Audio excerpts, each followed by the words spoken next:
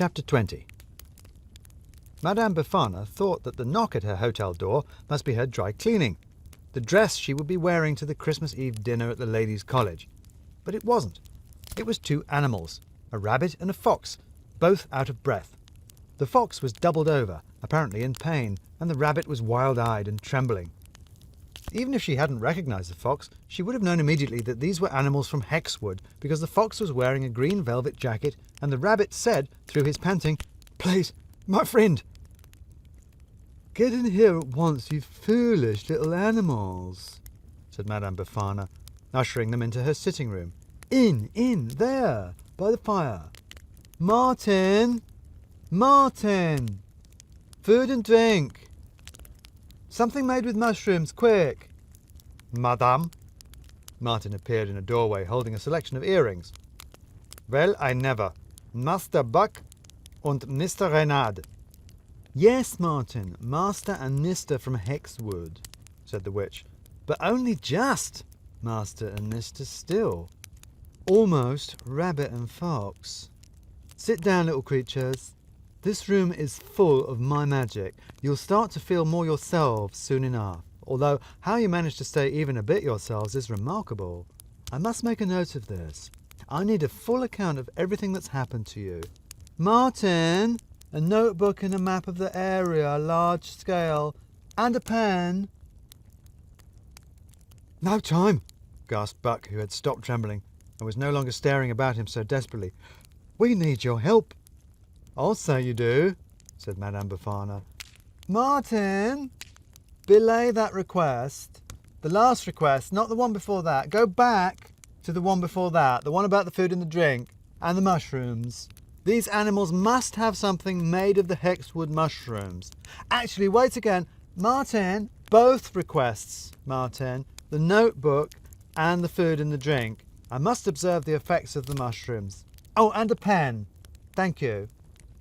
Yes, madame, said Martin, who was evidently used to this sort of confusion, and disappeared next door again. There's no time for food, said Buck again. We have to save Christmas.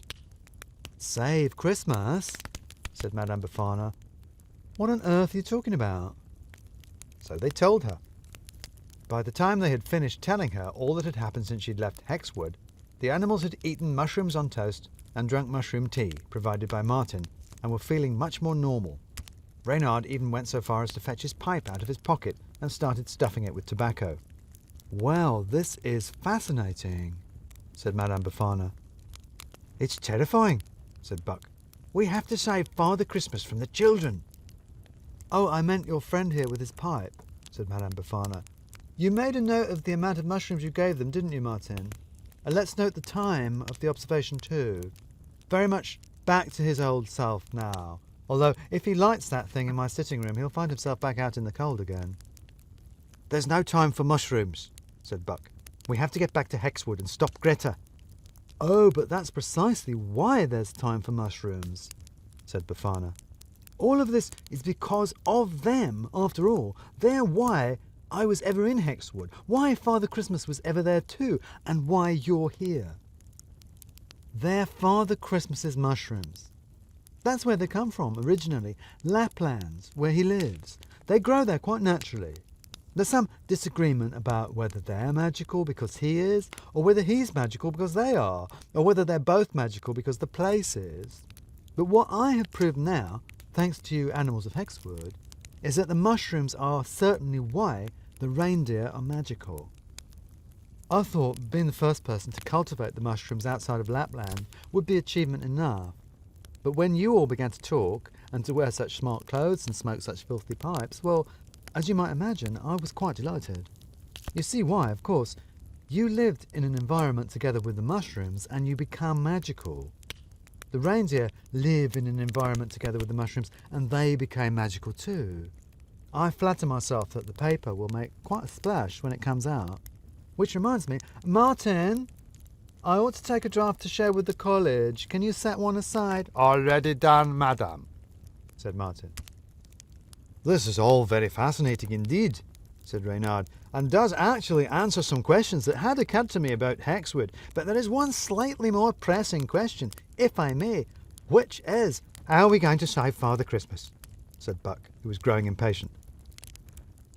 Poor man, said Madame Befana, although not strictly a man, of course. Not entirely human, really, though just as prone as humans to forgetfulness, it seems. I met him, of course, on my field trip to Lapland to research the mushrooms, and he had got into the habit of dropping in on Christmas Eve when he was out and about anyway, to see how my experiments were going. And now he finds himself trapped in Hexwood because of it.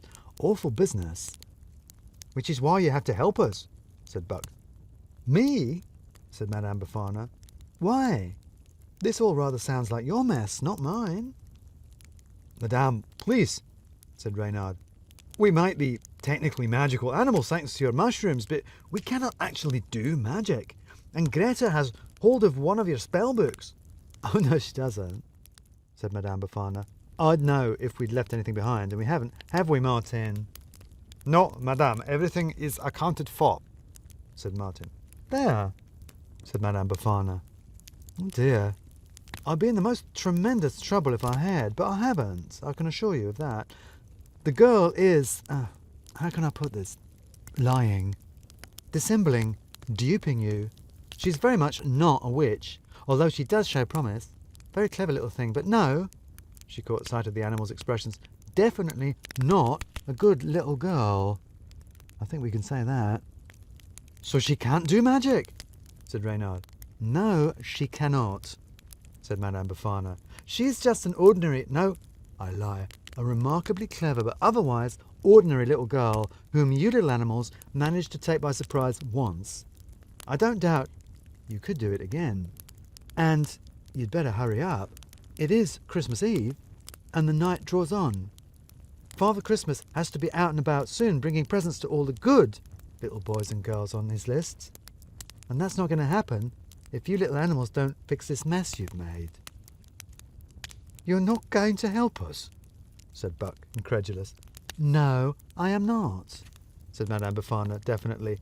It is a muddle of your doing, and you must unmuddle it. Besides, I'm not technically allowed. My work in Hexwood is finished, and I'm not supposed to return to it. And besides, I don't want to mess with my experiment. No, I'm not going to help you, little rabbit. You're going to have to help yourself. And you're going to have to get a wiggle on to do it. It's a way back to Inkstone. Speaking of which, Martin, rustle up a thermos of that tea. We don't want anything untoward to happen to them on the way back. And now we must all shift. I have a dinner to get to, and you animals have a Christmas to save. Well, of all the... Buck started to express his opinions, but Reynard jumped in. Buck, old man, he said, we tried, and perhaps we might try again. Madame, thank you for saving us from ourselves. I hope it might prove to be worth it. Let's go, old chap. I want a pipe. Madame Befana and Martin watched from their window as the two animals scurried across the road in front of the hotel and disappeared into the back streets of Stone Magna. Madame, said Martin hesitantly, do you think this is wise? What if they cannot save Father Christmas? An ancient magical being on the night of his greatest power, when all the world thinks and believes and dreams of him, said Madame Befana. What on earth makes you think Father Christmas needs saving? Besides, I rather think they might, you know? Think of this as the last final test of the mushrooms and their magic. It could be a whole other paper, Martin. Just think. Now where's that dress? Can you get onto the dry cleaning, people? And they turned away from the window. Outside, snow fell on the darkening town, and somewhere beyond, two little animals were running on their way to save the season.